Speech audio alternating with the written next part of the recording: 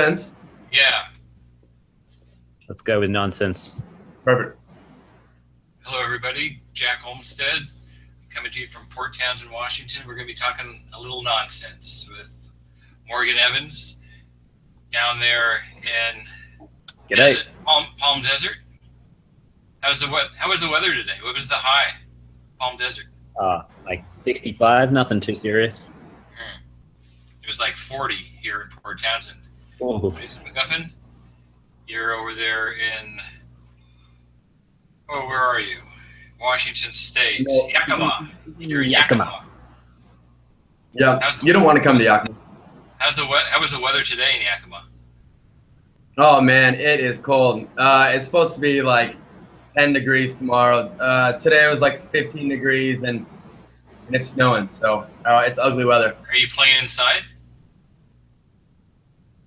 I'm playing outdoors, shirtless, being brave. No, yeah, I've been playing indoors. No. So let's get right down to brass tacks. Morgan, what are you drinking tonight? I'm going with Lagunitas IPA. It's a pretty serious IPA. It's not messing around. 6.2%. It's got a bit of bite to it. It says, savor the moment as the raging hot character engages the Imperial. And you can't argue with that kind of marketing. And Tyson, what are you drinking tonight? Yeah, mine's not as good. I'm just drinking some red wine. I got a few Christmas presents from members today, and got a couple bottles of wine. So yeah, I turned 27 tomorrow, so I might be up all night drinking. Nice. Yeah. Happy birthday. Good man. Great nighter. So right. Morgan, what were you doing when you were 27? When you were Tyson? I think you told me a story. When I was 27, that was 7 years ago. I would have been living in Spain. I think I was living in Murcia, south of Valencia, working at a resort, teaching tennis and causing trouble. What he does best. You got to stick with what you know, right? Selkirk for life. Selkirk for life. Selkirk for life, man. So you were just talking. Make and bake. In the green room, you were talking about how Morgan's paddle changed your life. It did. It did. Yeah. You know, I was using the Enrique paddle. I was playing well with it. Yeah, I just needed something with a bit more pop, something that had a bit more reach. I didn't need the big square, shape of the paddle. So yeah, Morgan came out with the MAXIMA or Selkirk, and Morgan helped or whatever. And yeah, man, it's been awesome. So thank you, Morgan, and thank you, Mike and Rob. No worries, and I'm sure they agree. Yeah, so awesome paddle. How's sales been on the paddles? I know that some people here in Port Townsend, they're playing with your paddle. My brother bought your paddle. Well, it's just gone triple platinum. So that's obviously 3 million it came out like 3 months ago. So that's pretty impressive. So what are you going to do with all your money? Well, I've put it all on number 32, Vegas. Most of it last night. I lost that. Huge mistake, but hey, you learn from that, right? So sorry, Selkirk. So you just gotta get another bankroll and look, easy jet plane to Vegas. Easy come, easy go. Start selling his body. Well, to be honest, I have to start off just giving it away. Test the market, see if the market is ready for this whole thing. At the moment, the general consensus is no, it's not happening. But a lot of companies have to do that. Did you know that Coke, when Coke started first making Coca-Cola, they had to give it away. They would give it away in pharmacies. And it wasn't until many years later that they would start charging 5 cents a bottle for for a bottle of Coke, but they were giving it away for nothing. Like this, Well, I'm just I know, giving it away. But Coke had cocaine in it. I mean, that's why they were giving it away, because it was an addictive drug. This doesn't have cocaine. Rob and Mike, this does not have cocaine in it. This is when it gets really interesting. This is exactly what I was looking for.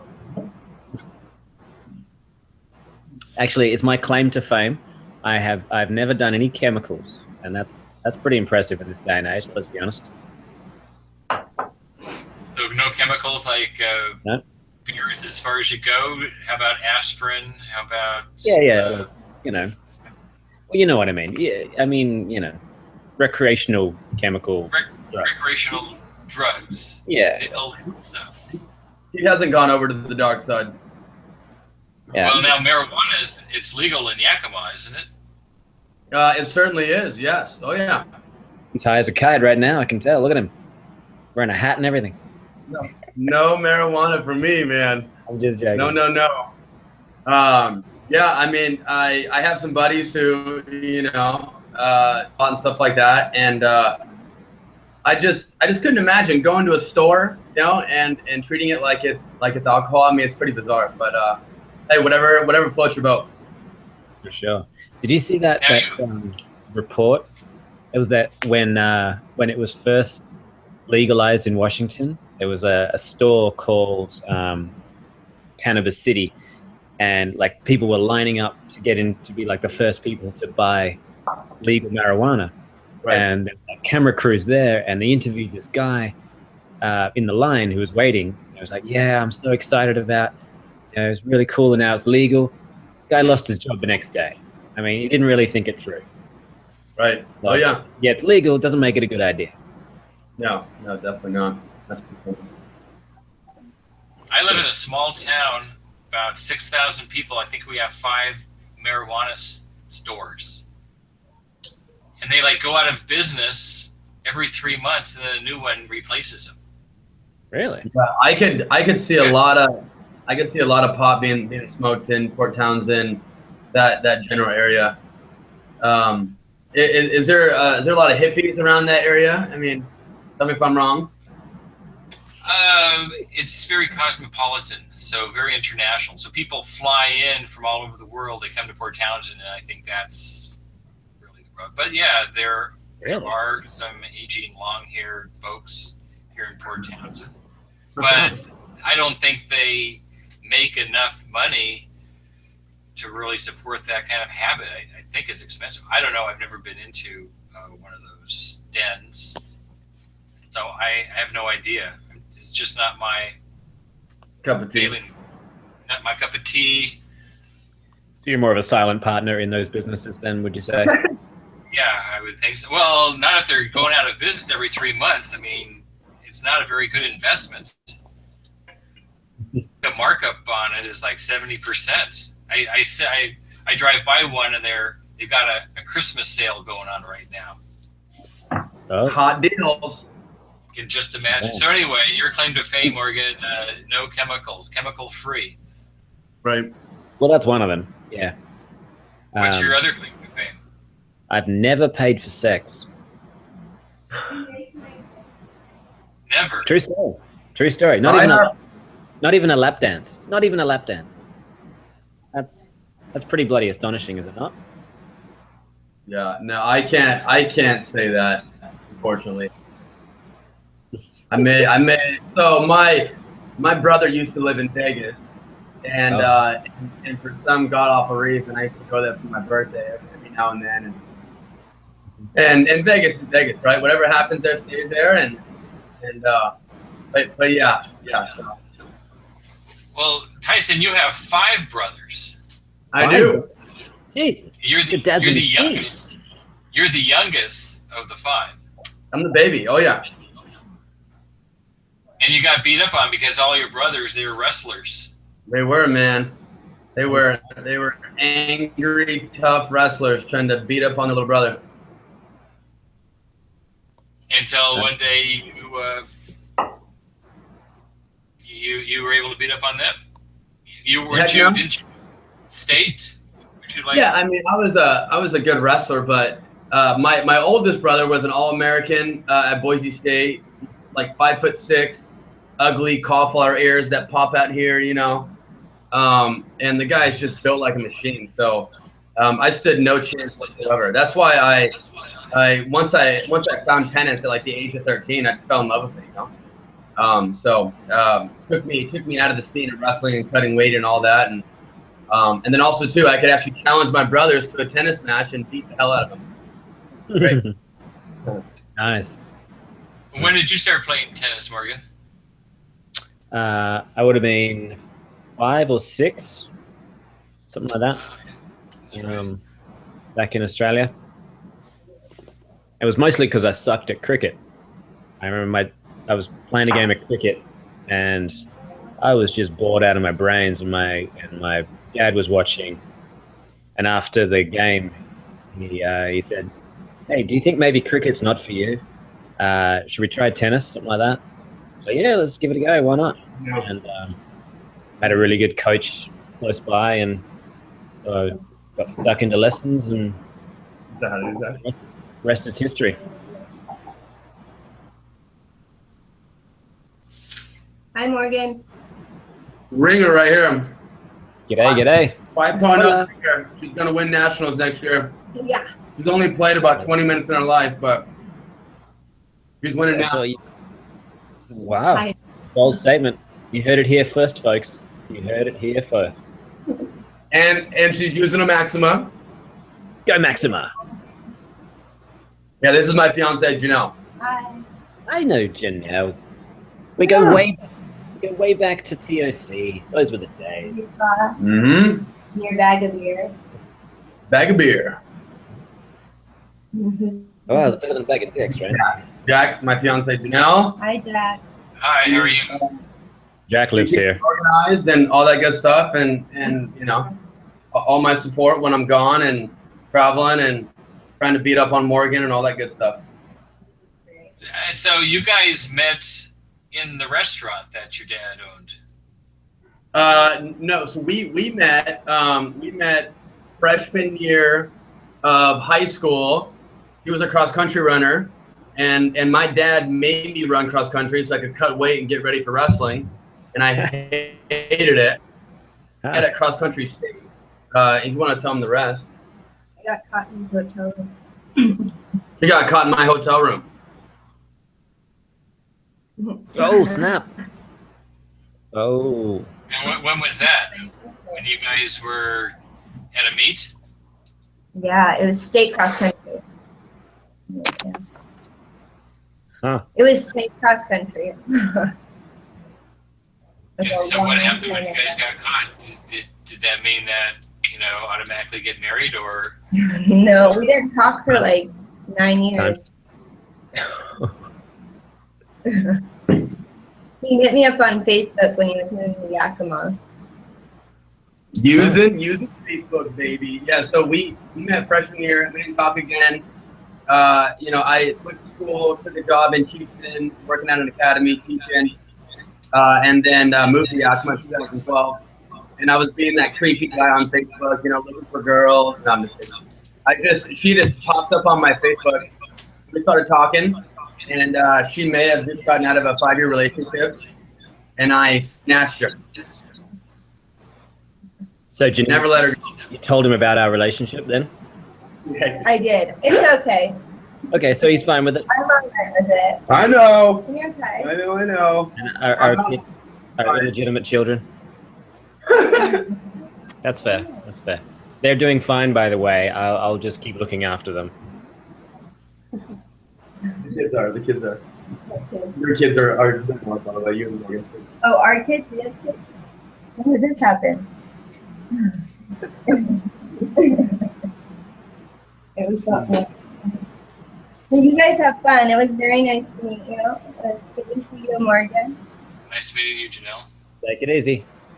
Yeah. So I wonder if you guys can talk a little bit about nationals. You guys just got back. I know you have had a couple of tournaments since then, and we can get into that. But can you talk a little bit about nationals, your experience? Or is it a blur? Well, I saw you eating pizza and drinking wine, Morgan. At nationals? Oh yeah, that sounds about right. But I don't do that exclusively at nationals. That's a yearly kind of year-round Activity. thing.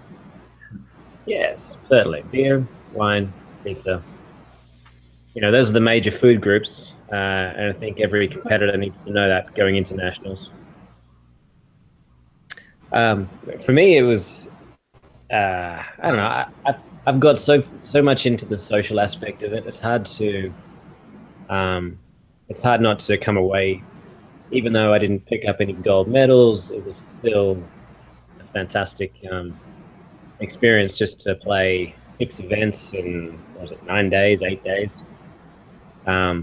The body was a bit sore for a while, and I didn't pick up a paddle for a week or so after I'd finished, but it was I didn't mind losing to Tyson in singles because, well, he's using my paddle, so it's like I've created this monster, and the monster defeat me, you know.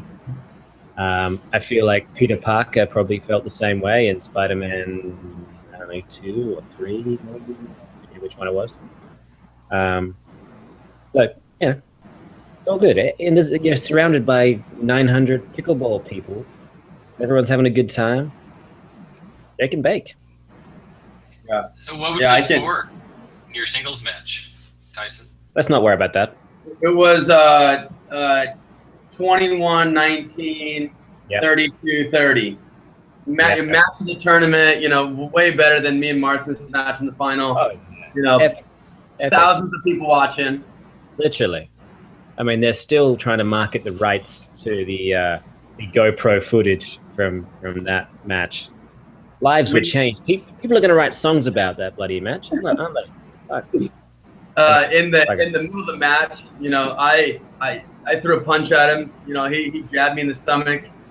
And then actually later on that night, we went out for beers, watched UFC. I sat on his lap. It was fun. Great. Yeah.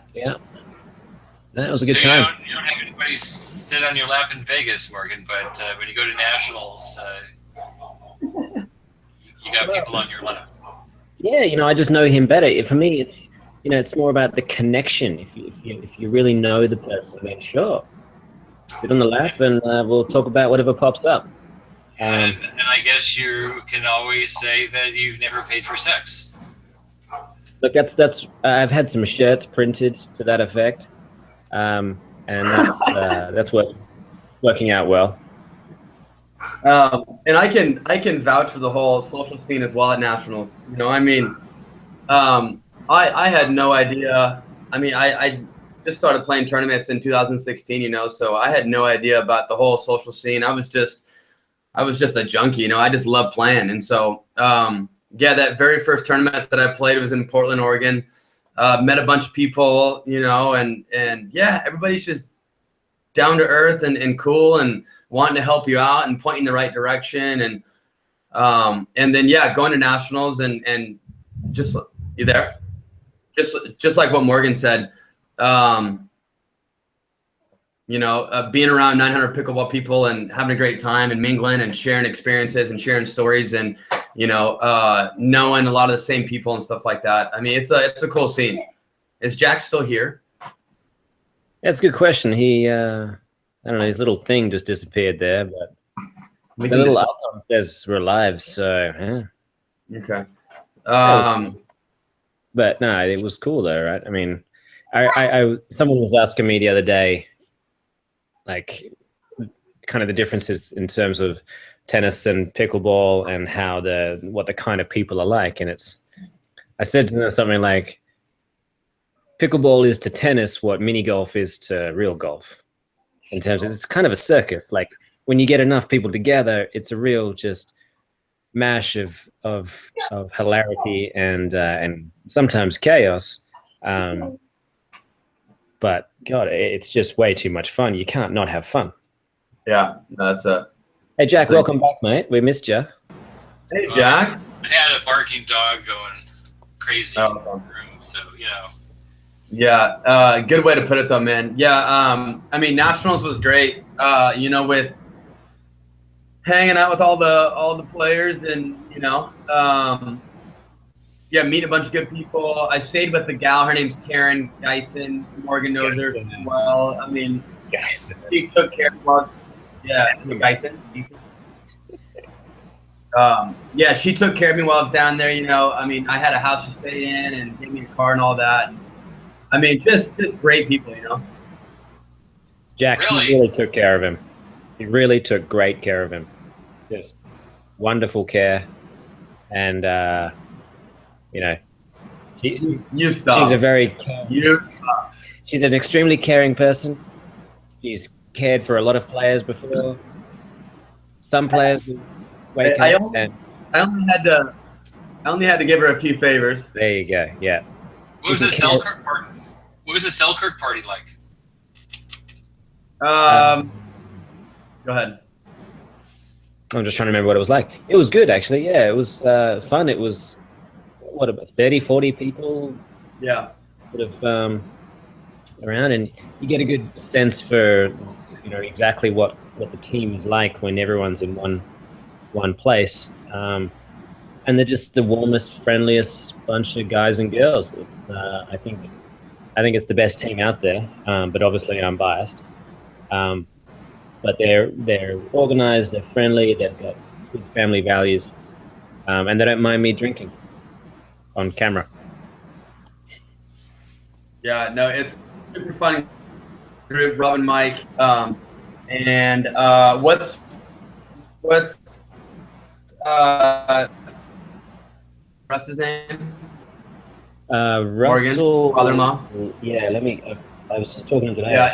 Anyhow, no, the party was awesome. I mean, all those guys have, you know, I've done stuff and for all the players and stuff like that. Russell, yeah. And then yeah, just getting to hang out with like all the Selkirk guys and you know share stories and all that. I mean, just anytime you can get around like a bunch of people and share stories and mingle and like the pickleball world is so small, right? And a lot of these guys are ex-tennis players as well, so we all know the same people. And also, I got to meet this kid named John. I had heard that John, you know, liked how I played and stuff like that, and so he thought of me as like his idol or whatever. So anyhow, so not that I have done anything in any way. So anyhow, so I got to hang out with John and meet with him, and no, it's just fun, you know. Good old John. I figure he goes by JJ. JJ's a cool name. He's going to go far with that. But yeah, we had some Firehouse subs, drank a lot of beer, had some wine.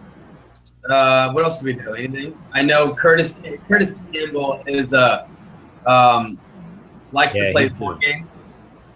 He's the board game machine. He's the board game. He loves it.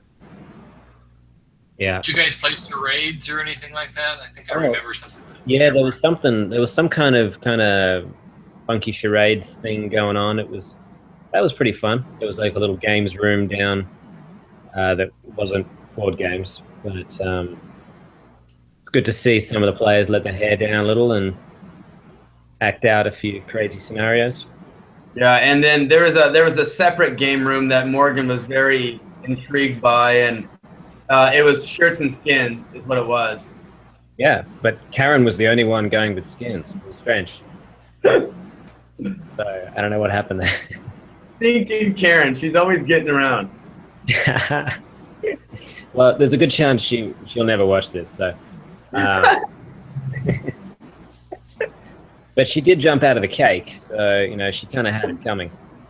Yeah, right. Good old Karen. So, do you want to talk about the tournament that you just held over the weekend, Morgan? Oh yeah. Oh, it was amazing. And when I say it was amazing, I say that because, well, it was at my club, which was really cool. This place, Shadow Mountain Resort, come for lessons. We had 186 people, I think it was. Sort of, I don't know, 20% local, and the rest coming in from all over the shop, really. Is this a new T-shirt? Cool Tennis Pickle? Yeah. Yeah. So they're really trying to embrace the pickleball more now, and this tournament was a big part of it. So yeah, I mean, at the end of the day, a tournament. If everyone is happy, if the players who lose are happy and the right people win, then success. So you must have won. Well, I'm not saying I won, but I definitely finished in the top one. Yeah, myself and Justin Schumacher won the men's doubles, and Sarah Lee Ash and myself won the mixed 5-0. But age skill. Hey, it's a little child. What's up, child? He's eating a cookie, man. No, hey, I heard that you ran a great tournament. Awesome job. It was a good time. It was a good time had by all. I like you get a bunch of people that know what they're doing with the software and the referees, and once that all is organized, then as the tournament director, you can kind of relax a little bit, wander around, shake, kiss babies, take photos, that kind of stuff. Yeah, no, we just got pickleball going at our club. We have about 30 members, so it's still small, still building and stuff like that. But yeah, I'm gonna start running some in-club round robin stuff, and then hopefully branch out and do run a sanctioned tournament for pickleballtournaments.com. Like that. So, yeah, fun. Good times. Tyson, have you found a mixed doubles partner yet? For what? Just in general? In general, for I guess West Coast tournaments. It's gonna be Janelle, right? Go Janelle. Yeah, no, definitely. I love Janelle, but she'll be starting at Rio. You know what? I have not, nor have I even looked. It's Mioke. Mioke. Yeah, the Mioke Lee. Yeah, Mioke Lee for the international Centralia tournament, which is coming up the first week of June. Bigger indoor tournament here in the CW. And then You're gonna play with her. Yeah, I'm gonna play with Mioke. We actually played together in Coeur d'Alene, and won a few matches that we had no business winning, which was nice. So yeah, I mean, obviously, I'm still looking and stuff like that. I'm playing a tournament in January with a gal named Ann Britt, which should be fun. You know what? I'm actually there's a gal who works with us at the club. I think last time we were talking, I mentioned her name. Her name's Allie Griffin. A tennis player. She's one of the pros. So I'm trying to get her interested. She's not taking the bait, man. She sees me play and sees all these old timers out there dinking the ball around, and she just thinks it's such a weenie, wussy game, So yeah. Hopefully something comes along. But I'd be totally content not playing mixed doubles. So hey, I could talk to Karen for you, mate. You never know. Or I could use Karen. Use it. But no, I mean, the main goal is to focus on doubles with Matt Gobble for 2017, and then also just play a ton of singles and all that good stuff. Dude, Gobble's getting good. Didn't you play with Wes and Curtis the last tournament down in Oregon? Yeah, we had a good little run. Beat Chris Mills, LaVon Major, and then in the bronze medal match, beat Enrique and Rob Davis, and then lost like 7-7 in the finals to Wes and Curtis. So yeah, I mean, I give all credit to Wes and Curtis. They both played outstanding. But yeah, so I mean, it was fun. I mean, me and Matt were right in there. Obviously, Wes is the best in the business. I think he's not bad. He's not scabby. So, and we were, we're not to throw any excuses out there, but we tend to play a bit more aggressive, or we're trying to play aggressive. And we're using, the indoor, so a little tough to play aggressive with those balls. But no, it was fun. We had a good little run, and I think we're gonna slowly but surely find some chemistry. So. How do you compete where both of them Curtis and Wes. Switch hands. They keep changing. Yeah, they switch hands, and they can hit off both wings. Just Yeah, as hard. I mean, you just can't be thinking about that stuff, you know. You just gotta focus on what you have control of, you know. So, the first game, I think we were up like 4-1, 5-1, something like that. We were cruising, and Wes started not missing, which he always does.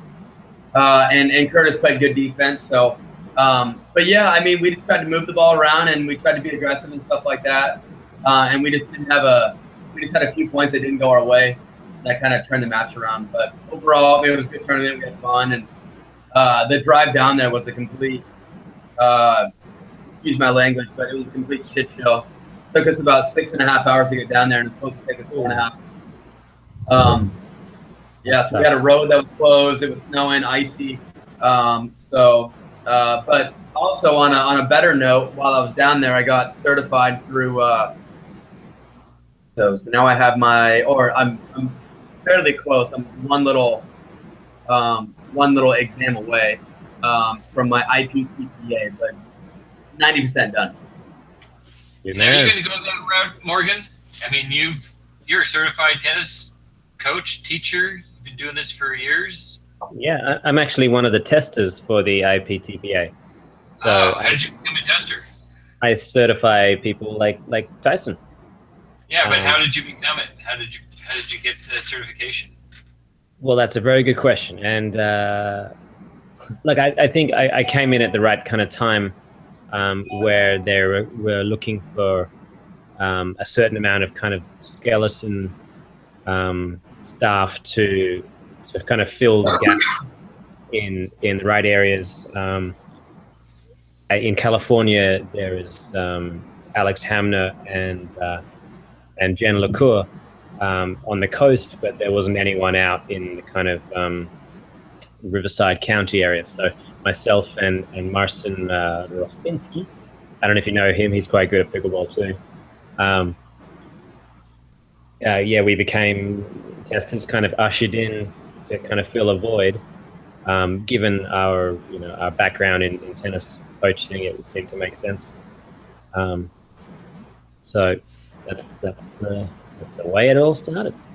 And Tyson, you got certified by Steve Parenteau. Correct. Yeah. What was it like working with him?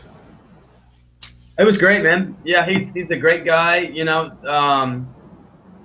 Yeah, show me a few new things to kind of keep in my back pocket and stuff like that. And it took, I don't know, hour and a half, 2 hours, whatever, to do the on court lesson and then to do the skills exam. So no, it was good. It was good. You know, just extra knowledge and nice to have on the resume. And yeah, I mean, I kind of want to run with pickleball and try to spark things up in my community. I mean, I only live in a city of like 90,000 people, so it's a little on the smaller side, and there's probably only 30 to 60 people who play pickleball, you know. But yeah, hopefully if I can start teaching and running some tournaments and get some liveliness going, then, you know, I can teach 10, 15 hours a week. I mean, I teach so much at the tennis club, you know, so I'm only like literally looking to teach 10, 15 hours a week. And then just kind of help grow pickleball and get these 3-0, 3-5 men and women playing tournaments.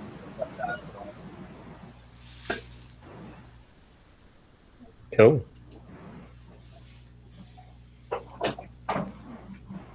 Is there anything else you guys want to talk about? If not, I guess we can cut this short, half an hour.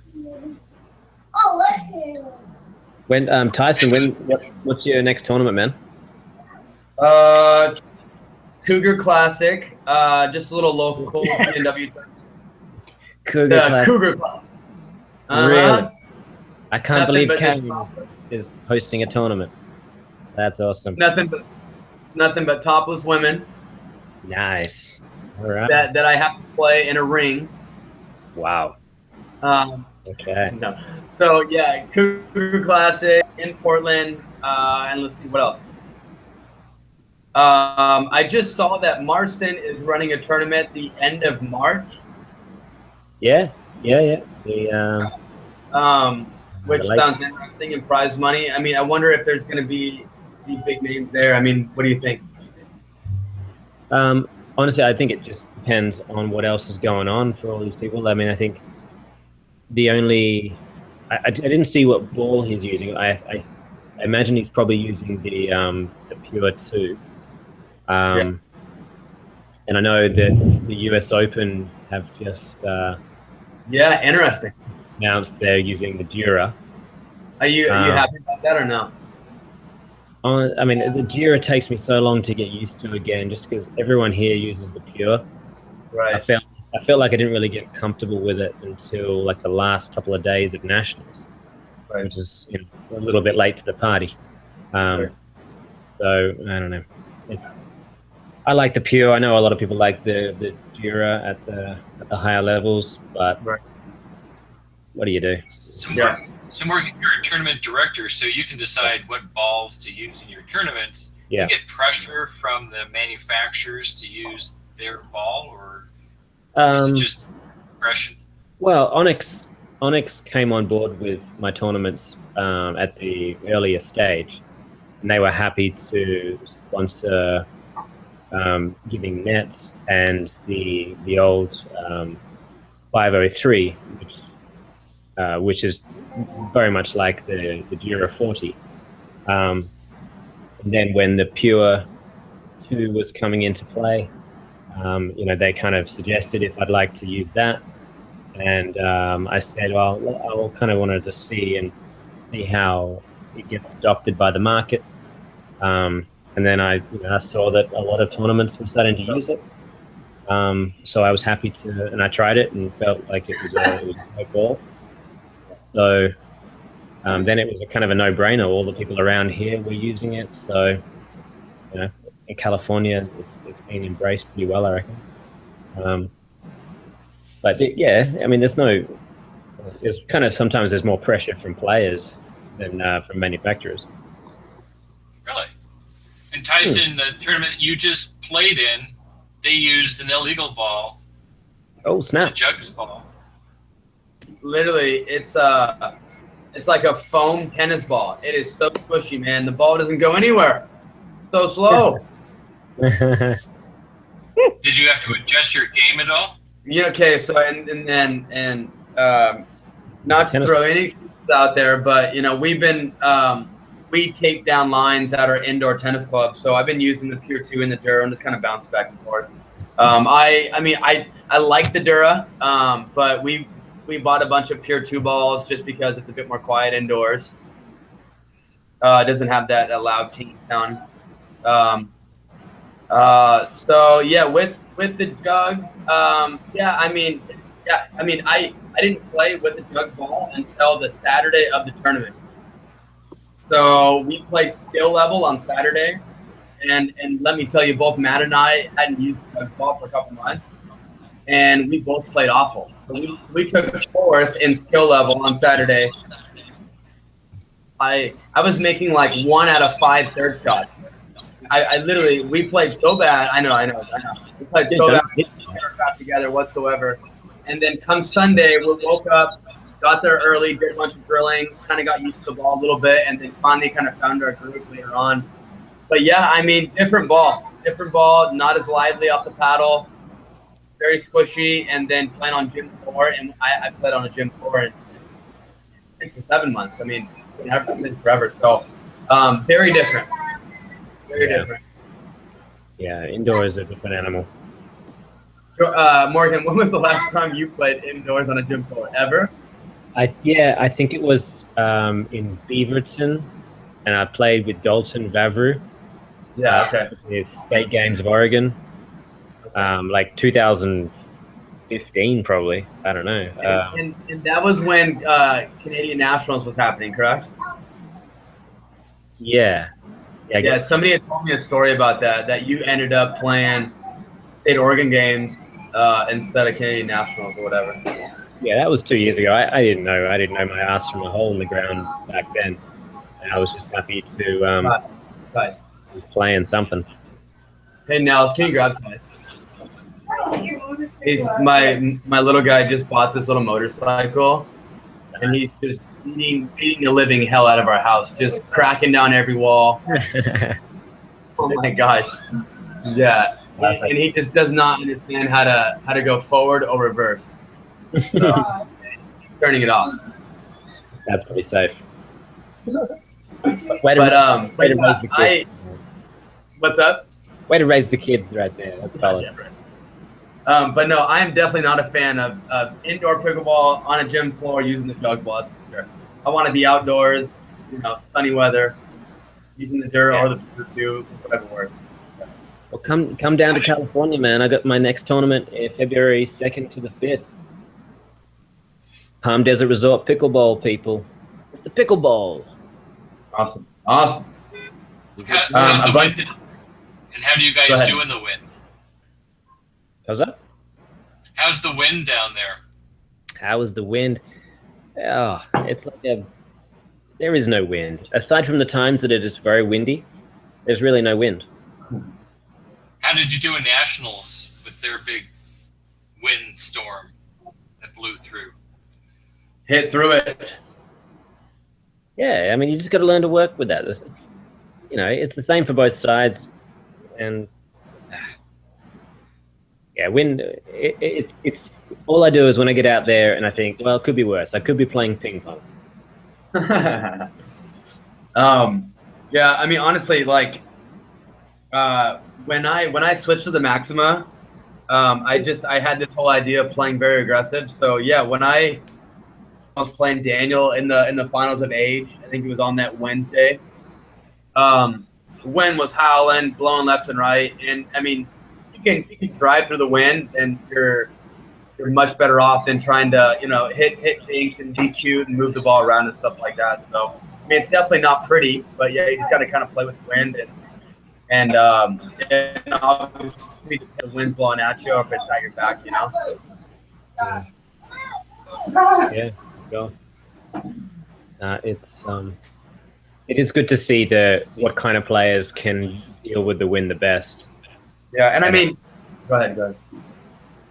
Yeah, for me, it just tends to be the players with the best footwork and the kind of the smaller, faster adjusting steps that can kind of get around the ball at a moment's notice compared to the taller players, longer legs that may not be able to have as fast a feet. Yeah, it's definitely tricky, but yeah, you just got to roll with it. I mean, you can't be thinking about things that are outside of your reach. So. Sure. Yep. In control. Do you tend to put the top spin on your balls to get it over the net and drop it down at all? Do you think that, or are you just blasting from both wings? I mean, I personally drive every ball as quickly as possible. But I mean, then again, with the MAXIMA, I mean, the ball, the paddle, adds some extra bite. So the ball, I mean, generally kind of is a bit spinnier. So yeah, I mean, it's a mixture of trying to drive the ball and then obviously trying to dip the ball if you need to and stuff like that. But to me, it really didn't bother me. I just kind of rolled with it. Really? Yeah, Morgan, the wind didn't bother you much?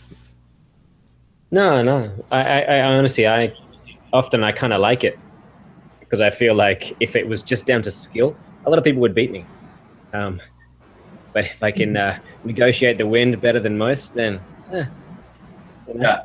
And I mean, having a tennis background, aren't you at like a better advantage with the wind, correct? Yeah. And playing playing a stud based pickleball and shooting. So yeah, for sure. You have a bit of a background on what basic strategy to do against the wind or in the wind. That helps.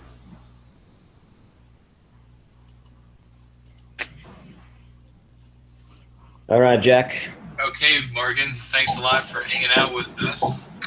Appreciate it. Mate. Yeah, Jack. Oh, by the way, what's on your Christmas list? What do you want for Christmas? What's your budget? We can do a crowdsourcing campaign. crap. So sky's the limit. I mean, Daniel is doing one for Japan. We can do one for your Christmas presents. What are you looking for? Lamborghini? Right. I don't know. We can do something like that.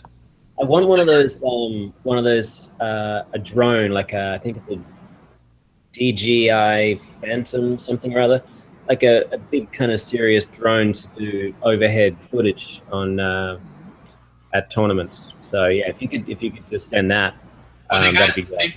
They got drones that follow you around. Well, you but put a little thing in your pocket and then it's like right above you. And no, not one of those drones. You want one that's like 3 miles up. No, I've got chicks that'll do that. That's fine. I want something a little more independent. So you want a drone? Well, yeah. Look, I mean, that's a start. I don't know what kind of crowdfunding this thing will source, but I'll just expect it in the mail next Thursday, Friday, perhaps. Get it in before Christmas. That'd be great. Okay. What about you, Ty? Christmas list. You know what? My little guy is going through potty training right now, and honestly, what I really want is for him to quit peeing his pants. Oh my lord! Just accidents on accidents all day long. Gray sweatpants. You know, I'm out there feeding him balls on the court, and little man pees his pants. No, I mean, oh, dude. I'm totally cool with anything. I mean, I'm totally set. It's been a great year. I found pickleball. I've met a bunch of cool people. Life's good. Got a beautiful fiance and a cool little guy. So no, life's good. All right. We'll end it there. Thanks a lot for hanging out. See you later. See you, Morgan. See you guys. Take care, buddy. Yeah, take care. Bye. Take it easy, Jack.